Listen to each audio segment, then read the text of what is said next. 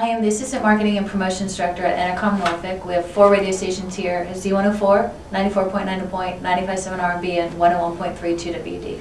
I've been here for 5 years, but when I was in college, I interned for MTV, so I kind of started back then. So I interned for them for a year as a writer locally in the Pittsburgh market. I would go to the shows, interview the bands, review the concerts, and it kind of just took off from there. In Vegas, I was the marketing coordinator for Pepsi and some other brands, and then came here and started working in radio.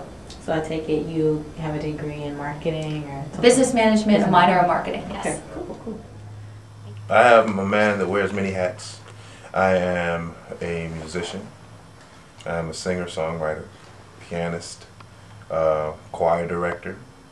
I'm a private school owner. But mainly, I make music.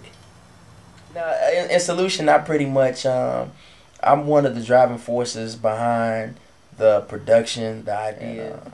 Pretty much just one of the key vocal parts and persons in the music, developing the music, arranging it, and on the musical side in the house. What up, world? It's your man Trey Styles. I handle all the marketing and promotion for Def Jam and Atlantic Records in the Virginia market. I make sure like everything runs smooth out here in the area as far as like when it's an album in stores. I'm the one that's responsible for making sure the streets know that the album is coming out. Publishing deals with taking a song as a, like as an asset. Like for instance, this could be a song, and this particular book has 487 pages.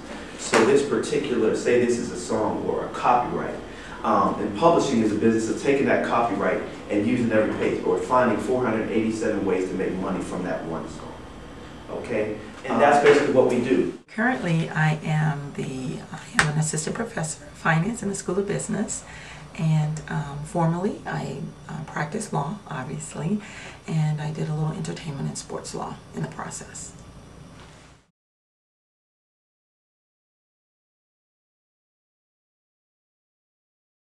Think less, do more.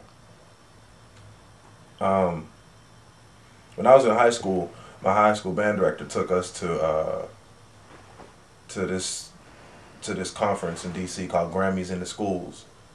And we were sitting up there with Marcus Johnson, who's a smooth jazz pianist, and Quincy Jones, and a couple other people on the panel. And we were asking these really in-depth business/artistic questions.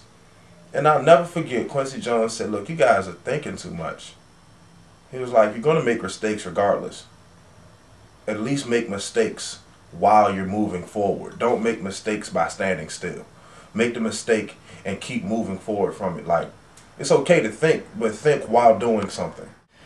Well, what I want to say to anyone that's aspiring to do anything in the industry is, the one key thing that was I heard and was told to me first is know your craft.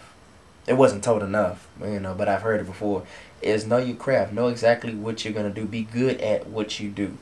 Good is an understatement. Be great. Even great is an understatement. You want to be remarkable at what you do. Uncanny. That to the point of where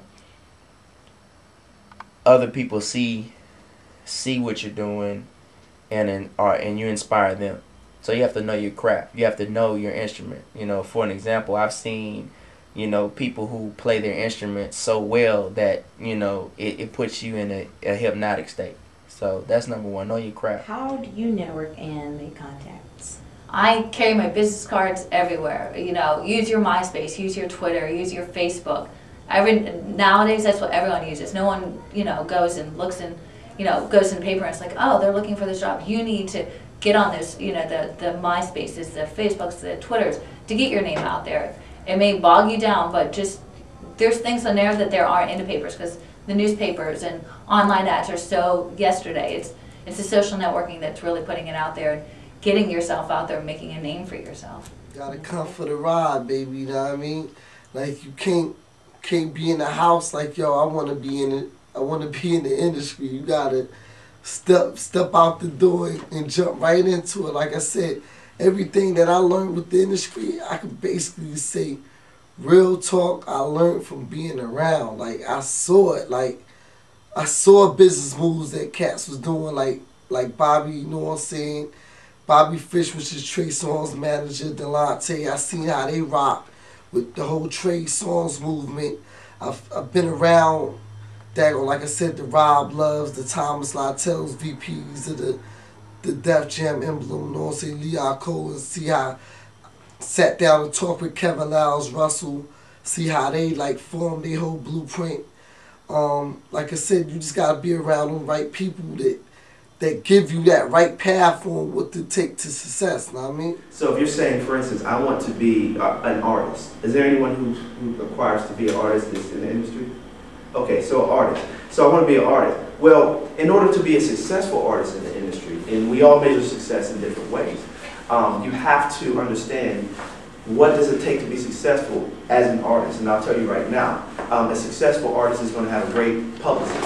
And if anyone disagrees with me, talk to Chris Brown.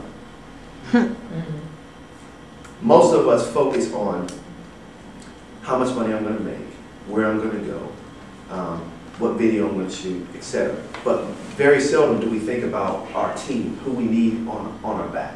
Because guess what? If Chris Brown did not have, and still he's hurting, but if he did not have a decent publicist, that situation that he went through would have destroyed his career. I mean, literally destroyed his career. And there are many artists that go through things. Chico DeBarge is one of them. But many artists who go through things, and if they don't have good publicists and they don't have people to protect them from the media and protect them from being shot down in the industry, you can lose your entire career that might have taken 20 years to build, and they can be shattered in 3 days, literally. A lot of people go in this field because it's fun and it's exciting, and they get caught up in the moment of getting the break. But we have to always remember that it is a business, and there are a lot of contracts involved. And so it's very important to have an attorney to read over any contracts, any deals you would make. No matter how excited you might be to get that deal, you need to make sure that you're protected. Your interests are protected, not only in the short term, but in the long haul. So it's not quite as expensive as you think, but you don't want to end up paying for a major mistake down the road that could have easily been prevented with a little intervention, with some advice from someone who knows how to read contracts thoroughly and protect your interests. I definitely say for business, 50 Cent, who I'm a huge fan of, just put a book out called The 50th Law. It's one of the most amazing business books I've ever read, and I'm a business, you know, I graduated with a business degree. It's not about him, it's about, you know, respecting that hustle, not having that fear, keep saying, you know, keep going back to those people that say no to you. And it's an amazing book, and it's written with, I believe his name is Robert Greene, who wrote the 48 Laws, which is another great business book. So I would definitely recommend those two, especially the 50th. If you're trying to get into the music business or that industry, read that, because he of all people knows, you know, what has happened and all the things that he went through to get to where he is today. Like a book that I read in the beginning was This Business of Music. Everything you ever want to know about. I mean, you can't read too much, you know, about the business. And it's forever changing, just as you see how the movie industry is changing as well. With the internet, things are changing and everything isn't like it used to be. So you want to stay current. And if you've read the one, like I read one, maybe, mine is probably old and outdated now, right? But there are all the new editions you would like to, you'd want to stay current. You want to, just like in anything else, in your trade, you want to stay up on it. You want to keep up with the magazines in the trade and read as much as possible, because you never know when that scenario might be your scenario. And you want to have to, I know a little something about that. Does that make sense? Yep. Yeah.